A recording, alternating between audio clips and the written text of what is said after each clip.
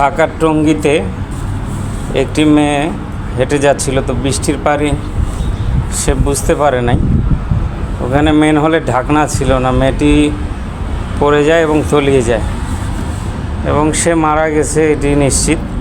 তার লাশ এখনও উদ্ধার হয়নি। তো আমি দেখেন এটা গলি চিপা রাস্তায় দাঁড়ায় আছি, লোকাল ভাষায় যদি বলি গলি রাস্তায়। দেখেন মেন হলে ঢাকনা আছে,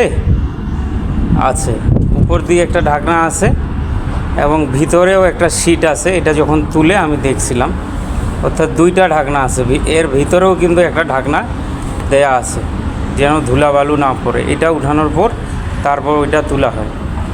তো আসলে আমাদের বাংলাদেশের মানুষের জীবনের নিরাপত্তা কতটুকু আছে এটা আপনারাই চিন্তা করেন।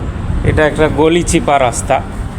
এখানে দেখেন প্রতিটা মেন হলের ঢাকনা দেওয়া আছে। এখানে একটা দেখাইলাম, সামনে আরও দেখাচ্ছি, সামনে আরও কয়েকটা ঢাকনা এখানে আছে। তো ঢাকনা ছাড়া আসলে খুঁজে পাওয়া অসম্ভব। এই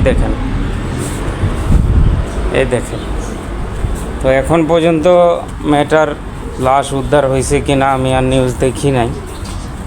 তো একজন আরেকজনের উপর দায় চাপাচ্ছে, সিটি কর্পোরেশন, সড়ক বিভাগ।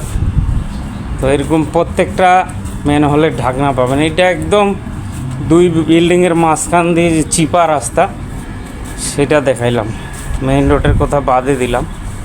তো আমাদের দেশের আসলে নিরাপত্তাটা কোথায়, মানুষ কোন জায়গায় নিরাপদ?